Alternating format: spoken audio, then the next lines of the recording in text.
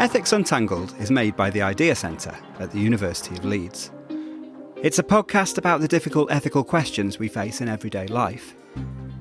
In each episode, I interview someone, usually a philosopher, who's spent time thinking through one of these questions, and we try between us to work out what's going on. When I was doing my undergraduate degree back in the 90s, the internet was a bit of a novelty. It was fun to play with, and you could see theoretically how it was probably going to be quite important. I'm not sure I would have predicted how completely it now pervades every area of human life, though. Work, civil society, leisure and social interactions. There's still, however, a significant digital divide. Not everyone has easy access or any access to the internet. And its systemic importance in all of these areas means this is more of a disadvantage now than it's ever been. Merten Reglitz, Associate Professor of Philosophy at the University of Birmingham, thinks it's time we recognised internet access not just as a significant good, but as a human right. Merten, welcome to the podcast. Thank you. And we're here to talk about whether internet access should be a human right. So I was just wondering, just to kind of set the scene a bit, would you be able to kind of explain what difference it would make if internet access was recognised as a human right? Because I guess it's not currently recognised as a human right, I take it. So if it was, how would the world look different from how it is now? That's right. Right now, it's not recognized as a human right, but I think there is a protection side to this new right and a provision side to this new right, and both would be important. So on the provision side, we are very used to use the internet all the time, every day, and for lots and lots of things. But in fact, last year, about a third of humanity, 2.6 billion people, were without internet access. They were not internet users. Right. And if we look at other statistics, they also show the magnitude of that problem. So the number of those who have meaningful internet access is still lower than this percentage, because in these statistics, everybody who's gone online at least once in the last 3 months counts as an internet user. So they won't use, many of them won't be able to use it like you and I do. And the problem is that many of those who remain offline are the ones that are the hardest ones to connect, because they live in very poor and remote regions of the globe. So the way that we all got internet access via private companies wanting to make profits and developing infrastructure and all that isn't going to work the same way for them. So on the provision side, there's a real problem here. And it's important to note that that problem isn't only one for developing nations, but also in developed nations or in affluent societies. So there are millions of people that have no internet access or can barely afford them. And let me just mention a couple of numbers to show the magnitude of the problem. So for instance, in 2022, about 12 million people in the EU were unable to afford internet access. And a year earlier, almost 47 million US Americans were unable to afford internet access. And in October last year, about 2.4 million British households found it difficult to afford their broadband and mobile phone internet access. And for them, it's a real challenge. If they fund it, they have to avoid, or they cannot fund other things. They cannot afford other things. Right. So that's the one side, is the provision aspect, that a human right to internet access would give people an entitlement to be connected, to have some guaranteed kind of connectivity. But what I want to stress is that I think there's also a protection aspect, so and negative obligations that public institutions would have to, under this new human right, or to what I call free internet access, that they have negative obligations to keep internet access and use free for us from arbitrary interferences. Right. Okay. So what do you mean by that? Arbitrary interferences, I would think, are those that are not justifiable. So you could think about what's become known as digital authoritarianism, where especially China and Russia are using the internet to spy on people and to oppress them. And they are actually successfully also exporting this kind of model of the internet to other countries.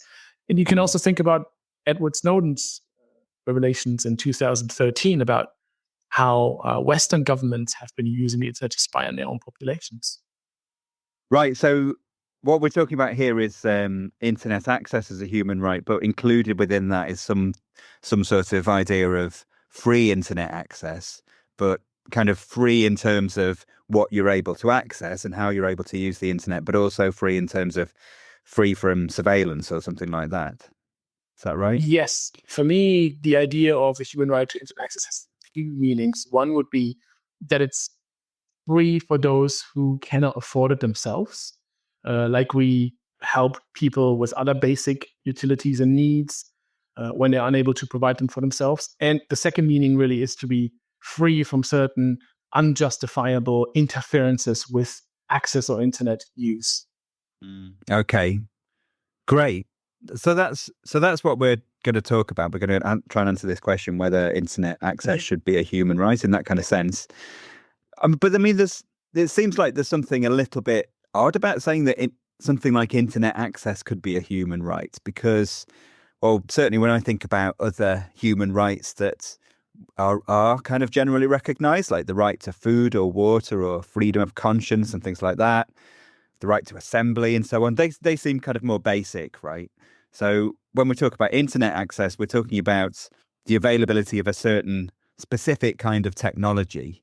And it does seem something a little bit odd about saying we could have a human right to something like that. I mean, I take it people don't typically say, we have a human right to cars or a human right to televisions or anything like that, right? So why would, can we have a human right to a specific form of technology in that way? I think it's important to separate at least two questions here. Can we have rights to a technology, and can we have rights to something that's non-basic like the internet? So maybe let me take the first question first. Sure. Please let me take the second question first. Okay. So we have human rights definitely to our basic interest in what directly protects our most basic interests, and that's relatively uncontroversial. But that's not all that we have human rights to. So we do have human rights to things that indirectly protect these interests, these really fundamental interests. And they are called so-called derivative rights. So what really matters is the question, what does most effectively protect our morally most important interests in our modern world of complex societies and nation states that are also characterized by the effects of technology? So what specific threats to our most basic interests do we face in such a world? And there are a number of examples of such derivative rights. So one, for instance, is the human right to a nationality, which we need in a world of states because they are the primary addressees of our human rights claims. And to take another example, we have a human right to join and form trade unions.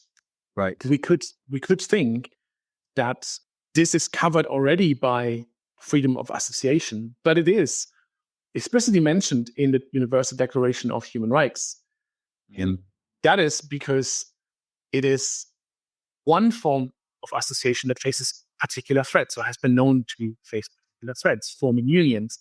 And that's why it's been so important, morally important to our basic interests, that even though it's a derivative rights of certain interests that are more basic, we do have a human right to it. Okay. And the other question is why technology matters here, or how we could have a human right to a technology. And I think for that it's important to realize that there are definitely human rights that have to do with technology. So one human right that we have is that to enjoy the benefits of scientific progress and its applications. We have a human right to press freedom, and the work of the press always involves some kind of technology to produce and disseminate information. We have a human right to health and basic healthcare. That often involves medicines that are the product of very elaborate technologies. Think, for instance, about the COVID vaccines, the mRNA vaccines. And so technology is not anathema to human rights as such. And to go back to what I said before, I think the main question is not, is it basic or not, or is it technology or not? The question is really, what is really so important for the promotion and protection of our most significant basic rights in our world today that we can have a right to such a thing. And I would argue that the internet now has become such a thing that is necessary for our more basic interests and rights, that we should have access to it guaranteed, because it also faces particular threats that should be mitigated. Okay. So the thought is that access to the internet is necessary for us to access other things that we have a human right to. But I suppose, aren't there always other means of achieving those things other than the internet? So, for example, I think you talk about the internet as being, instrumental in us accessing in education, and things like, freedom of speech. But it seems like there are always going to be other ways for us to access those things, right? I mean, you can have a good education without ever going online, or, there are other ways of speaking freely, without doing so on the internet. So why should we think that we have a human right to internet access as such, rather than having a human right to those other things that the internet access enables? And if we can get those things in other ways, then so be it, and we don't necessarily need the internet.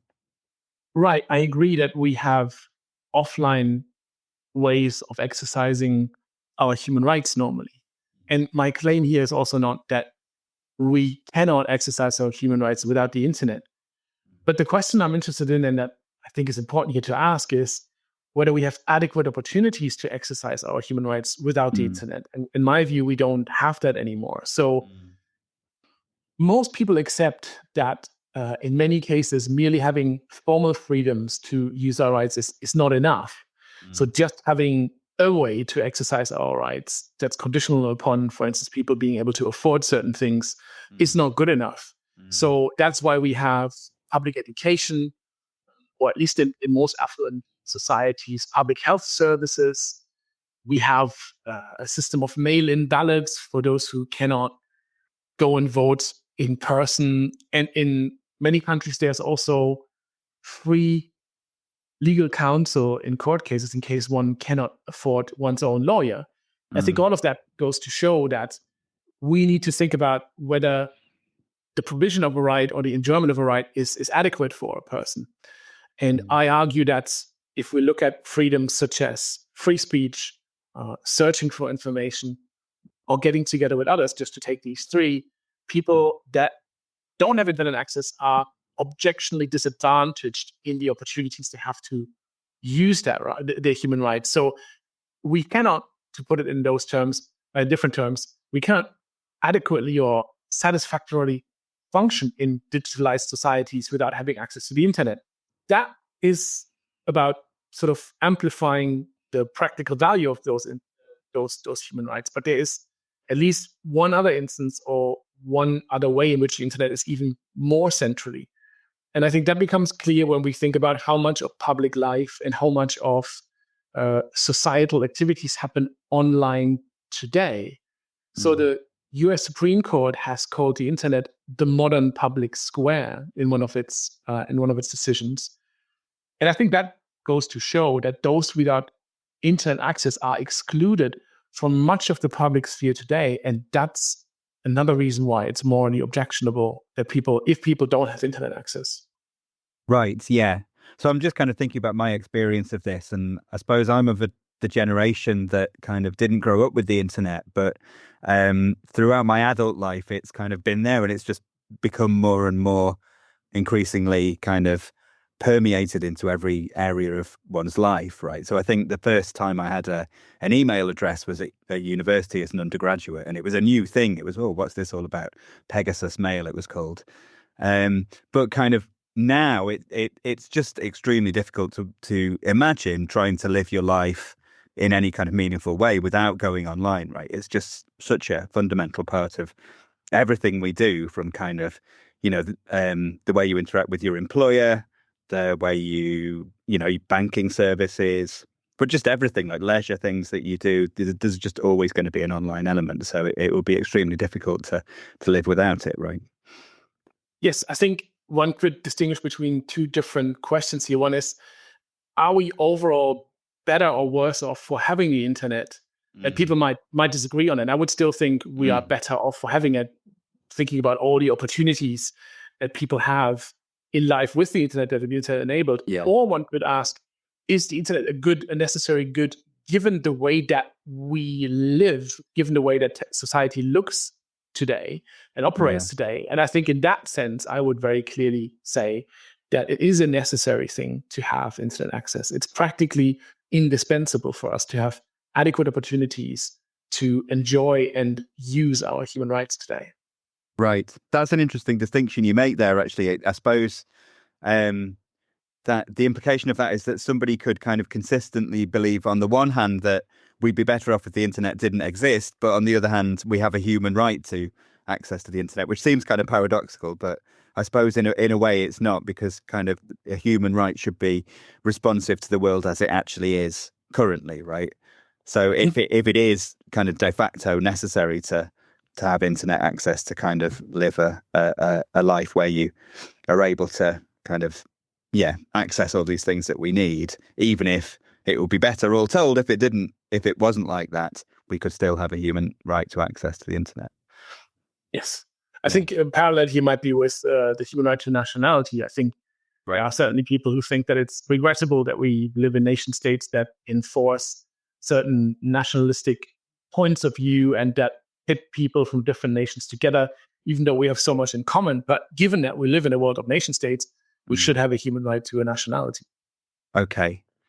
All right. That's interesting. So, the right to a nationality is one of various points you make in your paper that you've written on this, where you kind of make analogies between other human rights that are generally recognized as being valid, which are kind of instrumental means to accessing other human rights. And I think other ones are, you talk about the right to work, the right to literacy, the right to a free press. And you actually, 5 minutes ago, I suppose, mentioned trade union membership as another one that's kind of a parallel. So how do these analogies show that internet access can be a human right? Here, I would refer to what the legal philosopher James Nichol says about linkage argument and how to derive rights from other rights. So he makes a distinction between the practical indispensability of certain things for other rights that then can, because of their instrumental usefulness and necessity, become rights themselves. And he talks about systemic indispensability. And so when we look at practical indispensability, that would mean that something is not logically necessary to have for the enjoyment of a right, but it can still be practically necessary for people to have a sufficient value of that right, so sufficient worth of that right.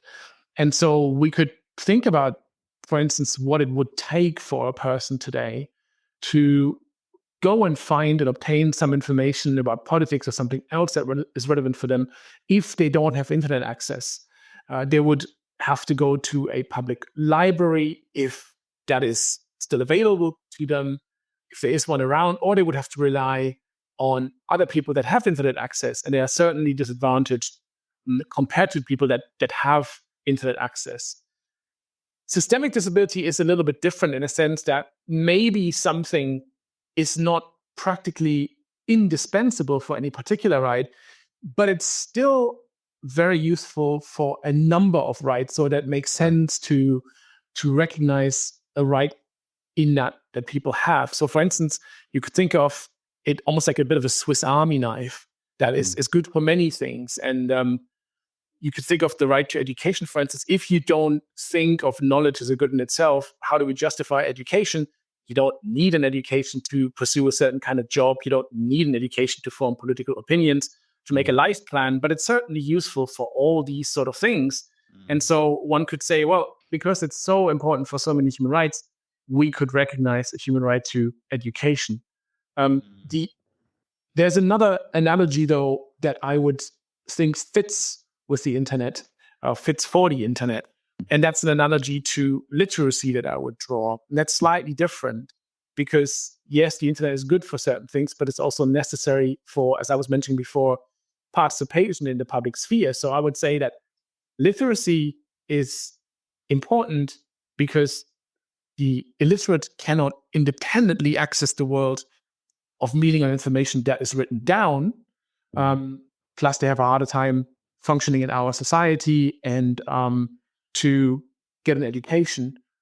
And similarly, the internet is important, is a practical prerequisite for accessing whatever information and interaction takes down in cyberspace. So in that sense, I would draw the analogy to literacy that it's actually by itself also a human right. Good, yeah. I suppose there are kind of some ways in which the internet, well, if you're trying to imagine doing various things without having access to the internet, those things would just be more difficult, right? So there's ways in which the internet just makes things much simpler, the way society is kind of currently constituted. But then there are other areas where actually it's not just that it makes it simpler and less time consuming, more efficient, but it's also that you can kind of do things that you wouldn't be able to do online, or you can kind of exercise rights maybe in a deeper way or in a richer way than you would otherwise. I mean, I think if you think about kind of public debates, right? Just so much of the kind of public discourse now happens online that if you were to only kind of join in debates in an offline way, it wouldn't just be harder. It would be that you would be losing out on access to just a large amount of what goes on, and you would be kind of accessing that right in a slightly truncated way. Yes, I think that's right. I mean, another way to think about this is, for instance, cultural participation. If you think of the way that people can now produce and disseminate information, cultural activities that they do, for instance, via TikTok and other platforms, that wouldn't have been possible before. I think it's really important to acknowledge, while talking about the positive sides of the internet, that there are rightly a lot of concerns about incivility online, about public discourse being dominated by particularly awful voices, by social media companies siphoning off our personal data and jeopardizing our privacy. And so I think these are all really important considerations. But I think it's also really important to keep in mind that these things occur, at least to a significant degree, because the internet is operated and run right now the way that it is, which doesn't have to be this way. There could be different rules. There could be different ways of regulating online businesses that would hopefully and would be expected to take care of some of those problems. Yeah, that's a useful point to make. I wondered if we could go through, just to kind of drive this point home, how kind of systemically important the internet is now. Maybe go through a few different areas, and you could tell me, in what ways you think the internet is now systemically important. So there's some that you mentioned in the paper again. So one of them is social security, right? So having internet access is now all but necessary for accessing social security. Is that right? That's right. I think in many affluent societies, it has become important. And an important reason for why it has become this relevant is that states feel the need to cut costs in terms of bureaucracy, and putting many of these services online is useful for them. So we might think that there's a problem in itself, because there are some people that just cannot or do not want to use the internet, and there might be an argument for providing at least some level of public services in person for those people. But in general, it might not be a problem to require people to use the online pathway if people have internet access.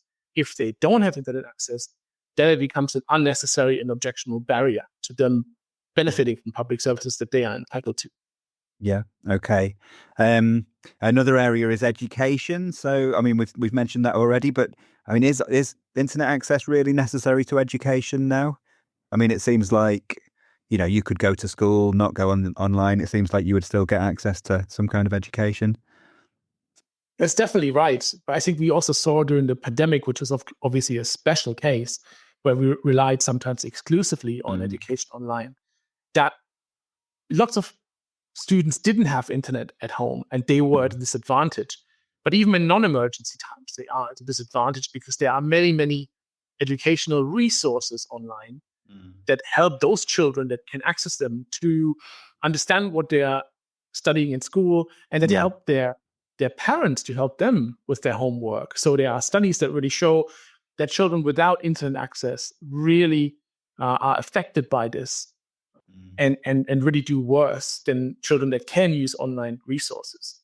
Another thing that is relevant another way in which the internet is relevant or has become relevant is, for instance, what affects us at universities a lot, distance learning opportunities. So if you think of people that have caring obligations that can only study online, if they don't have internet access, then they're disadvantaged in that way. Yes, yeah, that sounds right. What about health? You mentioned health as well. In what ways is the internet systemically important to health?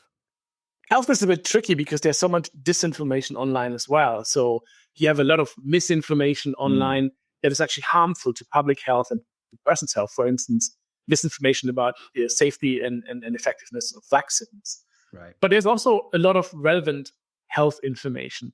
So some physicians or medical researchers have called internet access a social determinant of health, for instance, and digital exclusion a public health issue, because access to the internet mediates access to work, to income, to cultural and social participation, and even to some healthcare services. And all of these things, in turn, affect health. So if people don't have access to these online resources, their health is negatively affected. Yeah. And it feels like that's going to be increasingly the case as well. I mean, I wouldn't be surprised if kind of, interaction with physicians, it happens increasingly online, because that seems like that's a kind of more efficient way of doing it. So as people are trying to find more efficient ways of organizing this stuff, it seems like online access might be increasingly relevant. Yeah.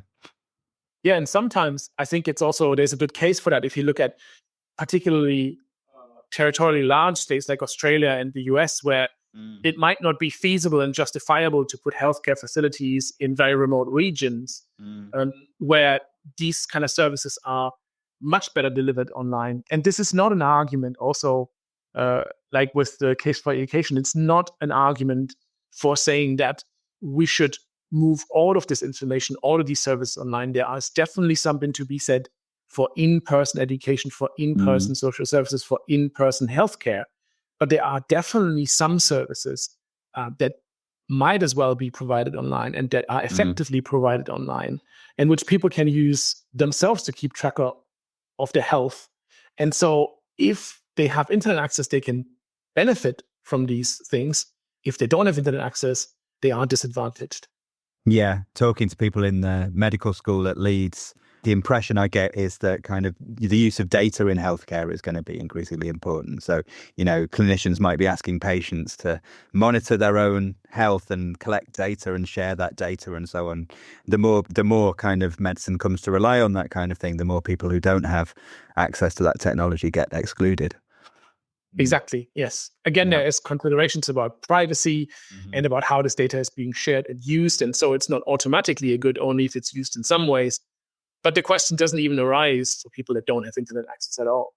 Yeah, absolutely. Another one is housing. So you say that internet access is very important in accessing housing now. So in what ways is that the case?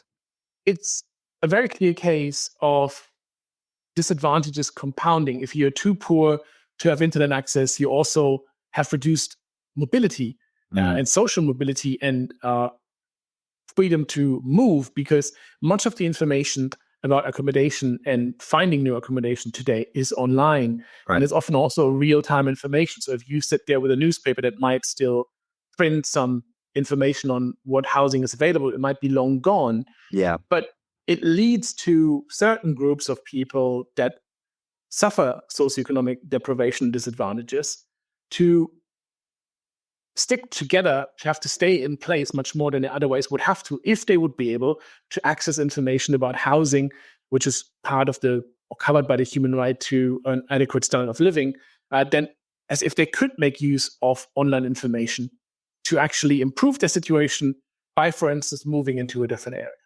Yeah. Okay. And then the last one that I wanted to cover was work. So it does seem clear to me that interacting with employers seems to be increasingly mediated online. But in what ways is internet access necessary or systemically important in work? Yes, so it's definitely expected that people today have internet access. So if you want to look for a job, you're expected that you can access this information online, where many employers actually advertise these jobs. If you want to apply for jobs, then you normally have to use online resources, either to apply online or to submit a CV online, to submit the references online. And certain jobs that are such that people can do them from home often require internet. So it is really the case that work and employment opportunities really have become dependent in a certain way on people having internet access. And that might be fine. We just don't see or expect that internet access or lack thereof is a problem.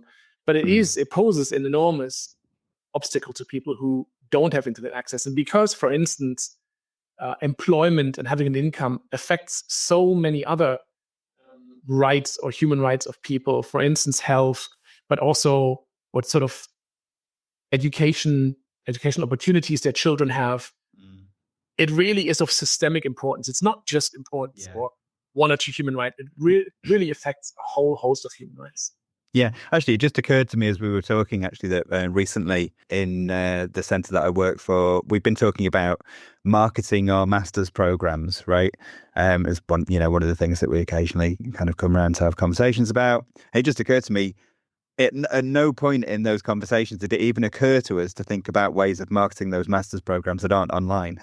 It was all, do we use Google? Do we which online services do we want to be listed with, and so on and so on. But, it didn't even occur to us to think, are we going to send out physical flyers or something like that maybe would have been the ways that people would have done it in the past. It just is kind of like it's an assumption now that everything we do in those kind of areas is online.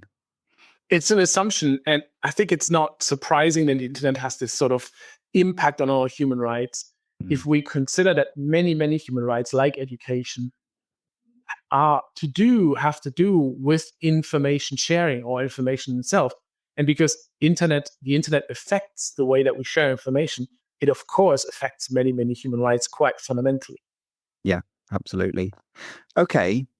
So this is all adding up to an impression that maybe it's kind of almost impossible to lead a sort of minimally decent human life without using the internet. I mean, is that something that you would endorse? Because I mean, if so, it kind of strikes me that there must be people who deliberately don't use the internet, right? There must be people who kind of live intentionally offline lives. Do we think that those people kind of aren't able to live a minimally decent life then? Is that the implication of what we're saying? That would be a little bit, I think, like asking or like saying that it would be impossible to lead a minimally decent life if a person doesn't vote or does not see a doctor. So some might they might be totally content without all of these things. But the decisive question for a minimally decent life is, do we have the option to vote, to see a doctor, to access the internet if we want to? Right. And if we look at the reasons why many people stay offline, then I think that's also quite important to consider. So, for instance, that senior citizens are often the group who remains the most offline, and that's often for a lack of skills to use the internet.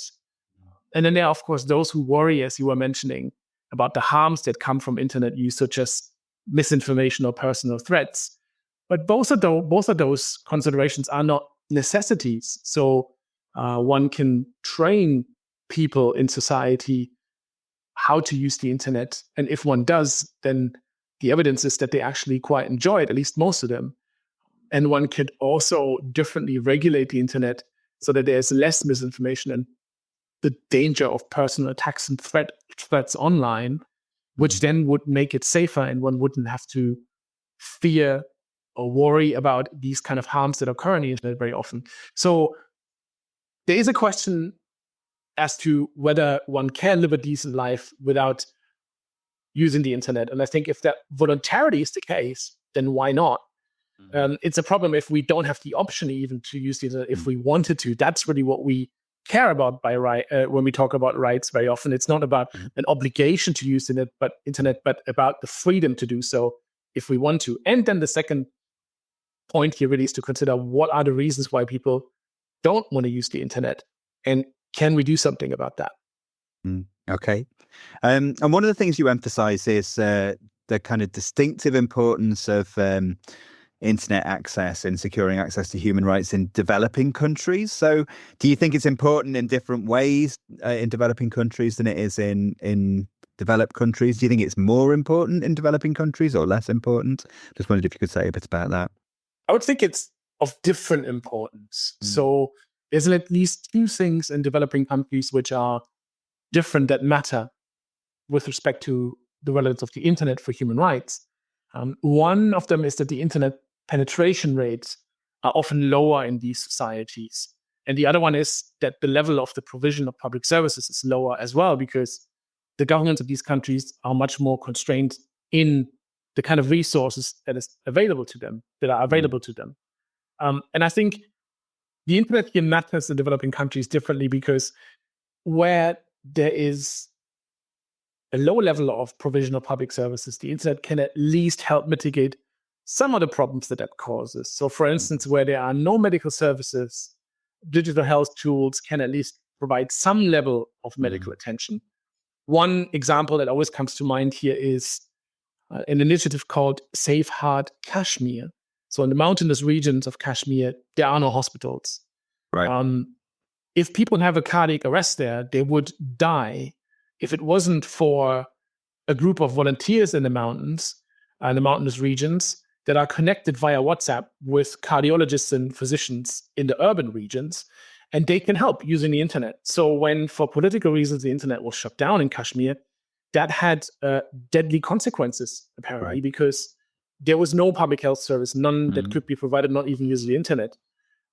Another example is, for instance, the fact that in many developing countries, what is missing are brick and mortar banks, and people are not deemed worthy of credit because they have no securities for banks to give them a loan. Right. So that's a problem, because if that's the case, they often can't pay their bills, they can't run a business or can't effectively run a business. But the internet helps in these situations, because it's online banking that we are very familiar with. But even for people that are not deemed worthy of credit by banks, they can try crowdfunding, which is a giant industry in Africa, apparently.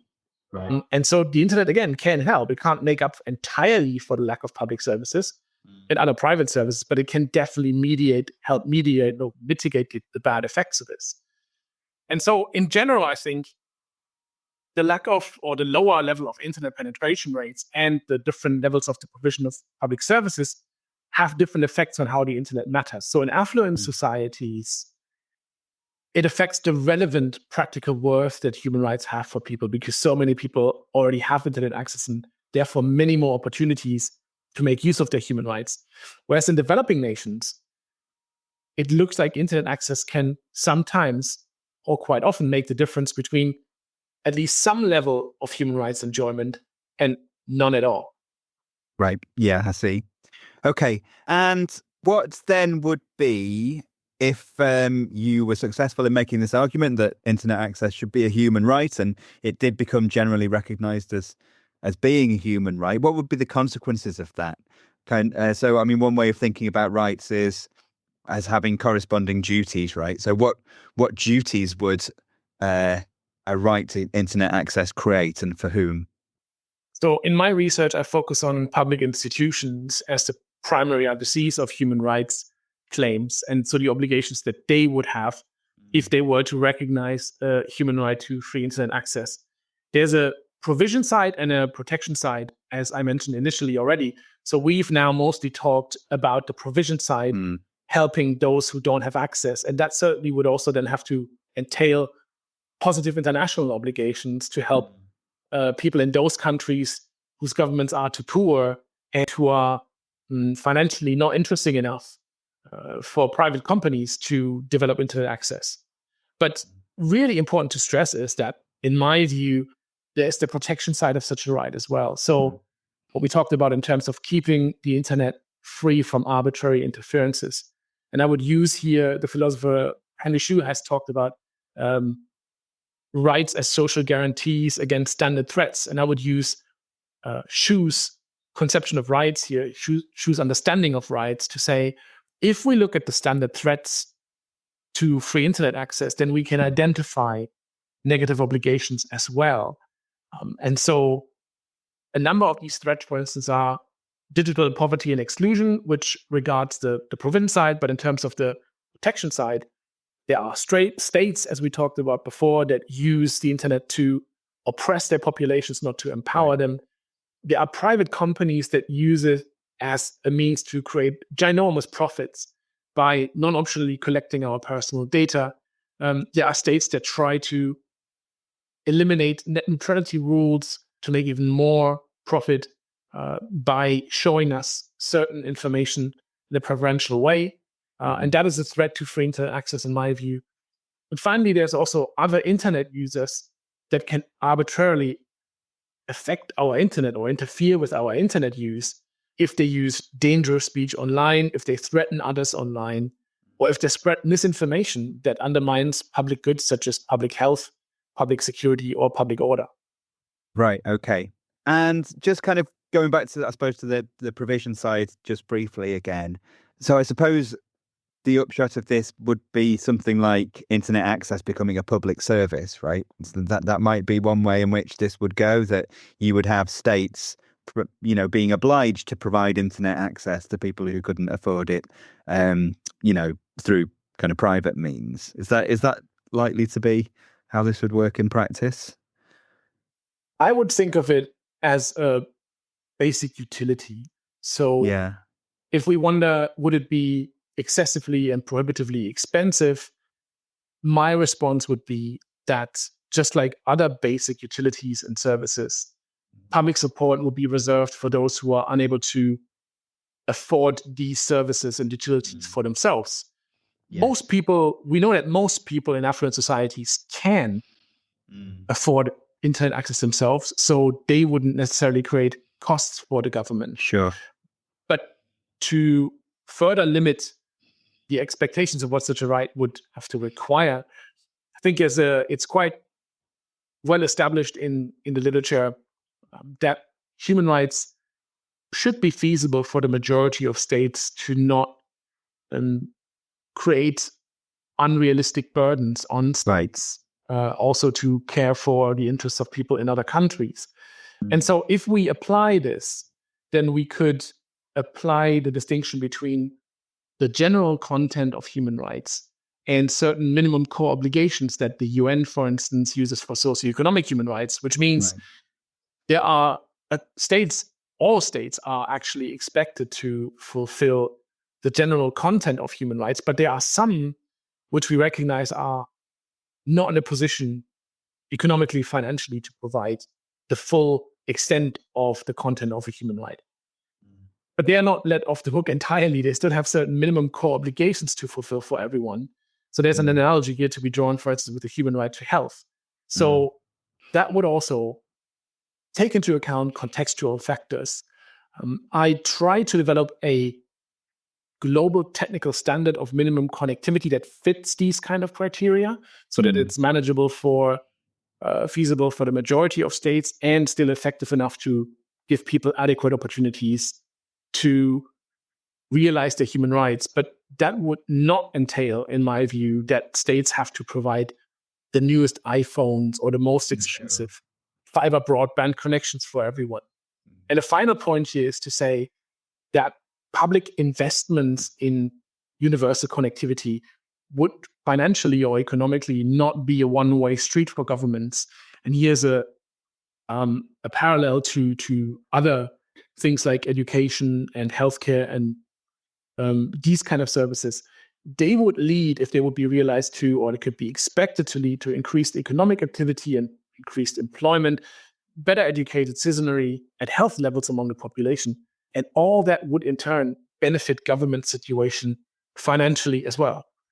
That's really interesting. I think that's all we've got time for, though. So, Merten Reglitz, thank you so much for being on the podcast. Thank you for the opportunity.